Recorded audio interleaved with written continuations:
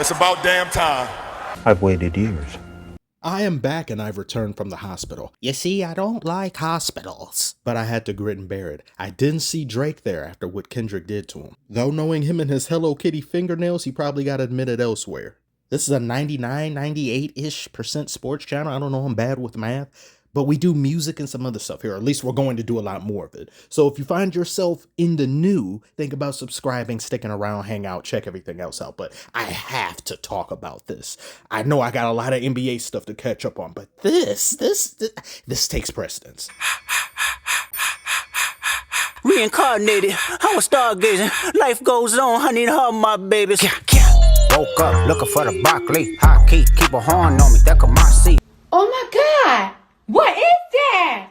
Is that us not like? What is this? I knew he would do something like this though. I've been paying close attention to this man. I knew that when this video arrived, it would begin with cryptic shit. Mysterious shit. This reminds me of what he did in the music video for All Right. A completely different and new song nobody ever heard of preceded All Right. Are you going to give this to me though? Can I No, nigga. No. But Kendrick, please, can we talk about this? No. No!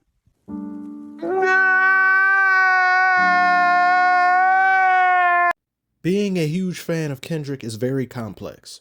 I only have two qualms with this man, and they aren't really qualms, they're just my own issues that I can't seem to get over. I just be fiending for some more music, man, and I think a lot in the fandom can relate. I need some water. Which is one of many tidbits as to why this exchange, this civil war, is unlike any before it in hip-hop history. Kendrick will go years between projects, but due to the quality of the outing, hip-hop purists will forgive that, whereas Drake will create too many projects in too short a time. Drake of duty. Actually, Drake K, that's more accurate. I've already expressed my disgust and distaste with this man, primarily this current iteration of him, as I believe the previous version, sonically, lyrically, was better. But in this video, I'm going to show you what this unrelenting demon in K-Dot does to this man again. Does this look familiar? Here's a refresher. You remember this scene in Drake's video of Family Matters? When he was about to crush the Good Kid, Mad City van that wasn't the Good Kid, Mad City van. Drake crushed a Plymouth, not a Chrysler Town and Country. You get the idea, whatever. And this is Drake's cover to Dark Lane demo tapes. So now that we have those two things in our head, look at what happens here. Look what Kendrick... Be gone, sucks! First cinematic jab. Now look at this. The man is doing push-ups. Also a callback once again to this man in the sweltering heat doing push-ups to some old school soul music.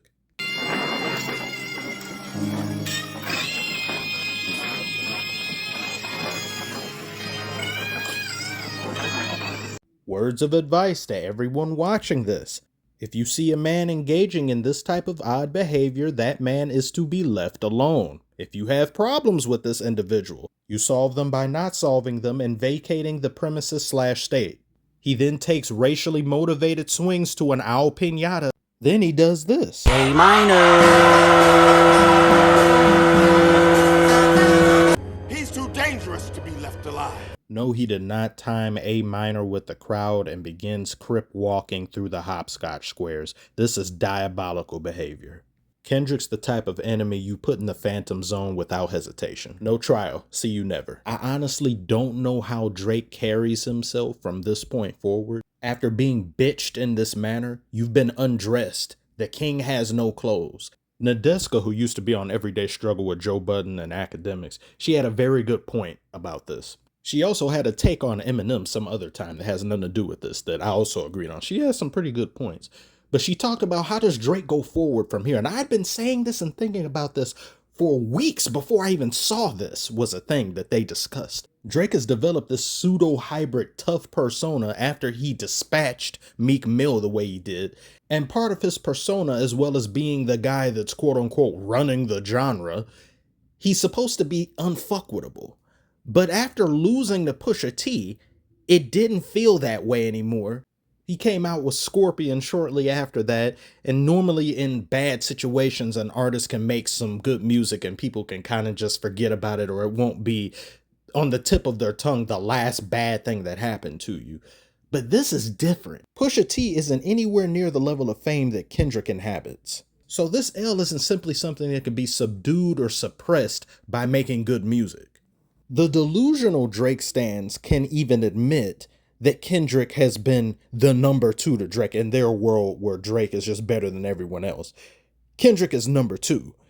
And then in the world that makes sense, where people who are objective and see what's going on, Drake has ran the mainstream thing. He's been the hit making guy. And then Kendrick has had the cultural throne, so to say. I know people go bring up J. Cole. If we're talking about lyricism, prowess on the mic, he is an elite MC that isn't to be trifled with. But in terms of what encompasses an overall star in hip hop and the ability to cross over and permeate the veil that is mainstream. An example being the GOAT debate in NBA history. You can't just make it all about rings and you can't just make it all about longevity. It has to be an aggregate of both worlds, any and everything combined and condensed into one.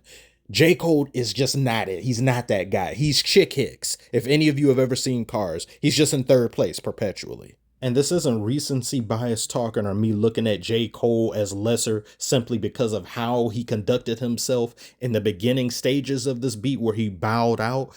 I actually agree with him in retrospect for bowing out. And what I'm now expressing isn't some new sentiment. What I'm saying isn't the only so unique take on this situation, because the internet has basically said this and they've come to this conclusion. How I see it is a little bit different though. I don't see J. Cole's actions coming from a place of fear, because allegedly Schoolboy Q had shown him some of what Kendrick was working on when it came to attacking Drake. I see this as somebody who's genuinely friendly and friends with both artists, being Drake and Kendrick. And if I'm feeling that way about individuals, I'm not going to roll around in the mud with people that I actually give a damn about to a certain extent. It's just not in my nature. I don't think it's in his nature, or else he wouldn't have bowed out. There's no need to get that nasty. You've got wife beating allegations and you've got PDF file allegations. Who needs that? Who needs it? No, I'm not. I gotta really hate and despise you to engage in that type of back and forth. And Kendrick and Drake clearly hate and despise one another. And if your energy isn't on that level, you're going to make lines and songs that you just aren't confident in and you just aren't that passionate about, which he essentially said while on stage. So I respect him even more than I already did. Respect is a phrase and sentiment that will never exist between Kendrick and Drake. This Not Like Us video was basically Kendrick featuring Compton. He brought the whole city out to crip walk on this man's remains. I'm glad D-Rose came home, y'all didn't deserve him neither. That's some gross work right there. Absolutely gross. You had Westbrook during the pop-out get a triple-double on stage, and now you got DeRozan dropping 50 mid-ranges only. You even had LeBron at the pop-out singing alone at, look at he put his hands up, he into the song. Where your friends at, Drake? I thought these was your friends. I got enemies, got a lot of enemies. Well, the disrespect never ceased. Look at the pow, pow, pow. This is some bourgeoisie shit. Look at that, yerp, yerp, yerp. The family matter and the truth for the matter. It was God's plan to show y'all the liar. Your baby mama cash was always screaming, save me. You know you make me wanna kick my heels up and down, throw my hands up and down. He destroyed it. And Whitney denying all of the allegations. Why is she following Dave Free and not Mr. Morale? Say, Drake, maybe because social media takes a back seat to real life? It's not even worthy to sit in a car. It's in the trunk. I don't want to hear any more bile from the delusional Drake fans about this man's relationship anymore. Keep moving goalposts because it's your guy, but it was on the opposite end you'd be complaining.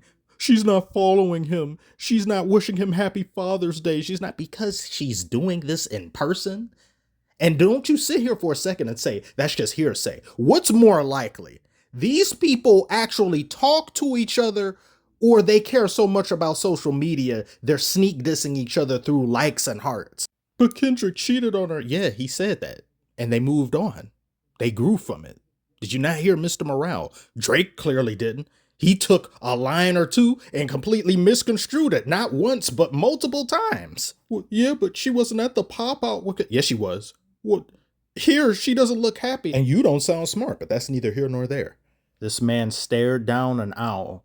He had the owl shook. What a villainous specimen. Hands behind his back, walking away. Escape is futile, Mr. Bond, ass pose. This dude got Harry Potter's owl Hedwig in a cage. Somebody call Wagwan Delilah. Maybe she can let him out. Why does the cage bird sing, you ask? He's so cheesed. Directed by Dave Free and Kendrick Lamar. This is if I was a delusional Drake fan anyway, I wouldn't know what to do with myself. Canada may have to declare war on the U.S. That's how bad this is. Anita Max Wing got her ass cooked. She got cooked.